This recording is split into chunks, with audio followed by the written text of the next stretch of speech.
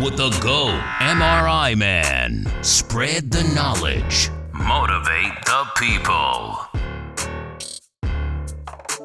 Yeah. We back again. They try to stop us, but they can't stop us. It's MRI Man, aka Kwame. We back with another podcast. And the title of this podcast is MRI Tech Tips, Recognizing Strokes. So with this series coming up, the MRI Tech Tip series, I'm going to bring you my personal tips. I don't care what all these other people are saying. These are my personal tips. And I've been scanning since 2016. All right. Back in the day, back when Drake was hella popping, and now it's Kendrick, right? But yeah, these are my tips. These are what got me to the next levels. And yeah, man, recognizing strokes. We're going to get into that. But first, real quick, I want to say, man, my heart goes out to everyone in LA, man. I'm from LA. I'm from the San Fernando Valley. And we got family out there. So you guys keep your heads up. Be safe out there. If they're telling you to evacuate, get out of there. But yeah, man, hopefully they take care of these fires soon. And we get back to on the grind, man, because it's wild, bro. Literally. But yeah, let's get into these tips. And I want to talk about strokes because whether you're in a hospital or an outpatient center, I've seen them in both areas. Obviously, hospital, you're going to see strokes all day, but I've seen it. I've seen strokes come to outpatients. But let's get into it. We're going to talk about ischemic strokes first. And first, why does this happen? Why does the ischemic stroke happen? What is it?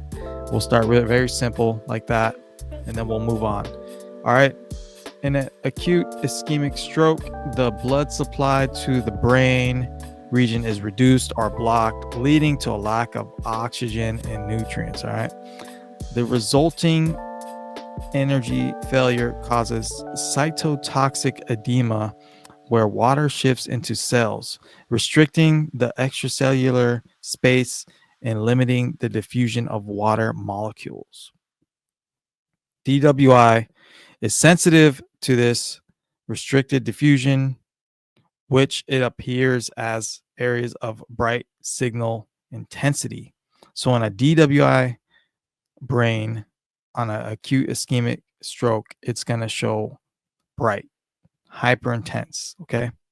So I got a picture up here for you guys. And we're going to take a look at that on the DWI. And DWI is a sequence that you'll be running. Hold on, let me bring that up. You'll be running on, typically all brains, but if a stroke is, suspected, definitely running this. All right. So yeah, DWI, you see on the left side of the brain how it's all bright right there. And yeah, so that there's a stroke, a DWI. So you should be able to recognize that. All right. And if you do, and you're in an outpatient center, and a patient has this, you should definitely notify the radiologist. I mean, they should go to the hospital. They shouldn't be an outpatient, right? If they have an acute stroke. So I think it's pretty wild, man. And you will see that, and you got to be able to recognize that. Especially if you're at a hospital and you're scanning a patient, and say a doctor comes in or a nurse, and they're like, "Hey, do you see, you see anything?" I know it's not your job to read the scans, but you have to be able to recognize things like this, like the stroke. Okay. So on a ADC, I'll show you the ADC right now. 1 second, guys. So this is the ADC. So on an ADC, it's going to appear dark. All right. So to confirm the restricted diffusion, you check the ADC map, where the areas of restricted diffusion will appear dark, hypo intense. So you see that it's dark right there. All right. So DWI, it's going to be bright for acute stroke. ADC, it's going to be dark. All right. So to me, it's like you got to know this, guys. You got to know this as a student. Um, lock in, man. Write this down. Take notes on this. And this video is probably more for newer techs. I realize that a lot of new techs follow me on YouTube. All the OG techs follow me on Instagram. So that's why I decided to make this series on YouTube, because I know a lot of new students or a lot of people interested in MRI are following me here. Now, I also think you should be able to tell the symptoms of a stroke. So the symptoms of a stroke are you look at the face, you see some drooping on the face, you know, drooping down, or they're numb on either side of the face. You got weakness in the arm, and that's something you guys got to look out for. If you're at a hospital and a patient comes in, they have a stroke, and you got to slide them over to your table from their gurney, and they had a stroke, and their left arm is completely just flopping. You got to be mindful of that arm when you pull them over, because it can fold a certain way, and they can injure themselves. Or so you got to be mindful of these things, okay? Or if you give them the emergency button on the left arm, but they can't squeeze their left arm, it's like, or their hand, so you got to think of those kind of things. This one, slurred speech, or the inability to speak or understand language, trouble finding words, forming coherent sentences, can't recognize the time. So, yeah, man, these are all things to be aware of, because you can have a patient there. You can be at an outpatient. You can have a patient and they can start slurring their words. They can, stuff can happen on the spot, guys. That's what I'm saying. You gotta recognize this. I even know of an employee that had a stroke on the job, and they recognized it because of the the face drooping and the slurred speech. So it's like we got to be aware of these symptoms. But yeah, those are some of the symptoms right there. Other things, altered mental status, headache, that kind of stuff. But yeah, man, these are so crucial to know, guys. All right, guys. Now we're gonna talk about something more severe, a hemorrhagic infarction. It's a type of stroke where there's both ischemic injury to the brain tissue and subsequent bleeding, a hemorrhage into the affected area. It typically occurs when damaged blood vessels within the ischemic brain tissue become leaky or rupture, allowing blood to enter the infarcted region. So it's like a bleed in the brain. We're going to check that out. Give me a second here.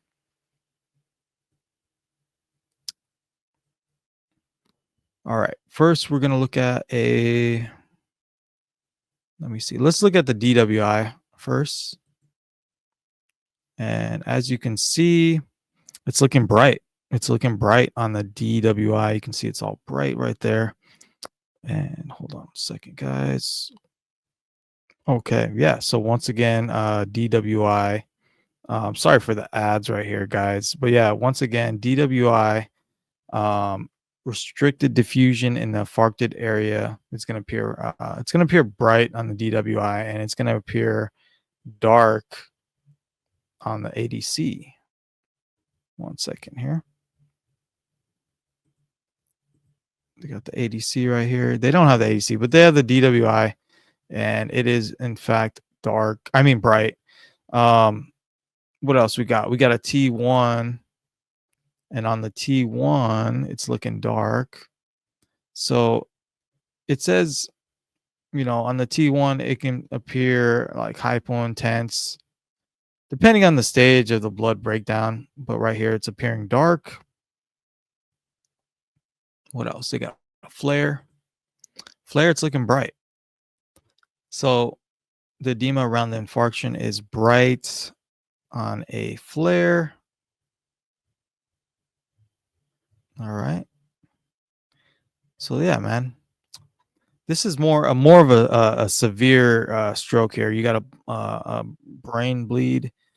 you're gonna want to get that patient to a hospital ASAP. If they got a bleed, there's some medicine and stuff they can give them to stop the bleeding. So that's got to be done right away.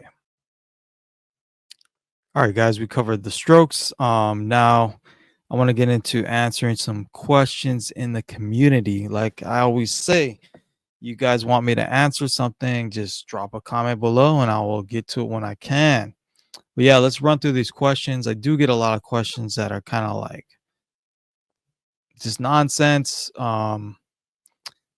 One of my popular videos, if you guys haven't seen it, it's called MRI Deadly Accidents, and I post a compilation of a bunch of MR safety accidents, whether it be like wheelchairs, flying into the machine, or tanks, all kind of crazy stuff. And I see people put comments and they're mad, they're angry. Like this lady, wonky woman life, she put, "Don't idiots ask if you have any metal." Yeah, we're supposed to ask. MRI techs are always supposed to ask, but usually it's a lack of training at the site, or they got non-MRI personnel putting people into the MRI room, setting them up while they have the other tech doing X-ray, CTs, all kind of stuff. So it's pretty crazy, right? All right, let's go down the list, see if I can find any questions, man. Do MRI techs have to read the scans to see if there's bleeding, a tumor, excess calcification, or do you just do MRI scans, inject contrast? See, that's crazy. It's funny you bring that up. Just like today, I told you guys, you got to be able to recognize strokes and bleeds in the brain. Also tumors. We'll get into a video. Maybe the next video we'll cover some tumors. But yes, I think as a good tech, you should be able to recognize these things. Of course, you can play dumb and or not be interested and just not recognize anything. But I think to move up and to become a great tech and to get that top pay and to gain that confidence and that trust with the doctors and the management, and they're seeing you're catching these things, you're safe, because you can literally save people's lives like this, guys.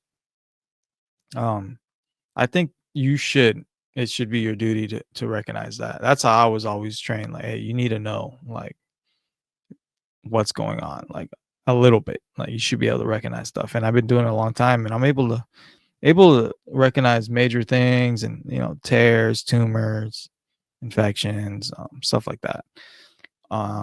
Yeah, let's keep it going. This great question, by the way. Great. I love these great questions. Some of these questions are just like don't even make sense, but that was a awesome question. Crockett 159. Shout out to you. All right. How often do you see blood, poo, pee, death? I feel like I see blood every day working in MRI because you're starting IVs. People are coming with these open wounds. That's like normal every day. Poop almost every other day. I mean, you're seeing like people are sick, man, and they get off the bed. We slide them over. There may be some fecal matter, some droppings there. Some skid marks. Death, not very often. They usually don't die with us down in MRI, but I know patients do pass. I've seen one person die in front of me. It wasn't even my patient, it was a CT patient. One time many years ago. But you got to be in somewhat stable condition to get an MRI. I mean, you get these patients that come in from ICU with ventilators and all these things, but we're monitoring them, and I haven't seen one pass on me like that. Great question. Another question here. What software or computer skills do you have to become competent in to be an MRI tech? Um, I mean, we use our own software for MRI, so it's kind of hard to say what software you got to be competent in. I mean, Windows, I guess. Windows um, is the main computers that we use. Like every job I've had, it's always been Windows. So I would say just be decent at Windows, man. Know how to type. Um, the more computer skills you have, the easier it is to learn MRI. That's for sure. I always say video games. People that played video games, not even a whole lot, just like some video games. Actually, I think they are like the best techs. How often do you use needles on patients for MRI, or do you even use needles? Now that I'm at a hospital, not so much. All the inpatients have IVs started on them, but I do start IVs on outpatients. So I would say maybe 1 to 2 a day, but I enjoy that kind of stuff. A lot of people are telling me about the study guide's not working. I have a new study guide coming out soon, guys, and it's taken me many years to complete. I just want it to be good. It's going to be straightforward. You're going to have questions. It's going to be into maybe 3 or 4 sections. I am going to sell this, but it's going to have, maybe one section will have 150 questions. You'll have 150 answers, just like that. The old study guide didn't have any answers. So the new one's going to have answers. I'm going to get this out as soon as I can, guys. I'm sorry it's taking so long. Anybody that's like trying to go to school, stuff like that, all you got to do is make a call. Make a call to the private school, or if it's a community college, just give them a call, man. Give them a call and ask questions. You guys ask me, what do I need to take, this and that. Just call the school, guys. It's okay to have questions. Call the school. Make the first step. Clinicals, man. How many hours was I doing in clinicals? Woo. I think it was minimum of 32 hours. It's like a full-time job. You got to stay there at least 8 hours, 10 hours. It's a journey, guys. It's gonna take a lot of sacrifice, man. You guys got to put in the work, all right? Okay, I just applied to the program for next year. I'm super excited. I'm ready for a career change. I heard people say that they make enough in this profession, but I was just curious on how much do you start making when, you know, I would say depends on your region or where you live. California, these kind of states you get paid a lot because rent is high. You got to keep that in mind. Rent is high, you get paid more. Even city to city, guys. I've seen drastic amounts of change from just city to city. Um, but I think now they're required to say how much they pay, and I think it's pretty accurate. I looked at a lot of jobs, and it's pretty accurate. But next time, if you guys want to know about salary, I can find out. But just say where you live, what city, what state. You got to give you got to give me at least the county, because it varies across the United States, guys. A lot of people asking what prerequisites. Just call your college, make a appointment with the counselor. You don't even have to go. Sometimes you can just do it over the phone or like on a video call, guys. You got to make the first step. Hey, MRI man, is it true that job opportunities are more limited if you have MRI opposed to X-ray? It's starting to have a shift. I mean, people are wanting more competent techs, and MRI is getting busy. There's a lot of MRIs. So I'm starting to see these positions slowly start to open. Who wouldn't want a master, a mastery, a magician, a wizard behind, you know, doing these scans, man? Tell me. Hello, MRI man. I'm 31. I'm from SoCal. I want to pursue MRI, and I'm planning the same college to go to the same college you went to, Casa Loma. What prereqs? Call them, bro. Call them. They'll tell you right there what it is. Make an appointment. It's been 10 years since I went to school. I don't know if those credits are still valid, but that's been a while.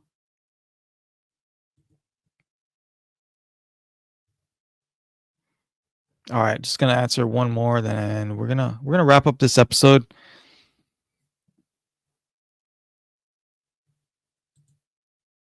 Let's see. Yeah, I can't really find it. Can you talk about MRI techs, what to wear? No piercings, types of glasses, contact lenses. I have a full body Japanese tat, denture implants, jawline implants.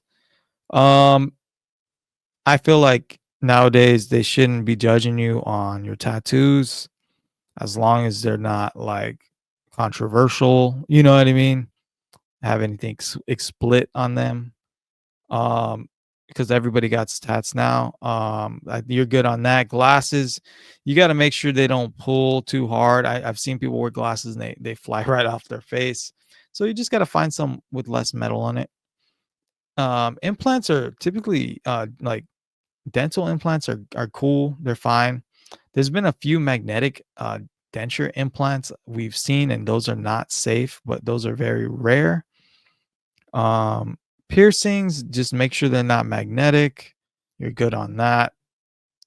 But yeah, so that wraps up this episode. I'm gonna start to try to get on here more, guys. I'm sorry. But yeah, man, like I said, if you guys got any questions, some valid questions, leave them down below. Share this pod with a friend. If you want to support me, check out the MRI Man Etsy store. I got all kind of badges, badge reels, stickers. I got shirts. That's it. Follow me on Instagram, the real MRI Man. Other than that, we out. Have a great week. Peace. Keep it real, G's.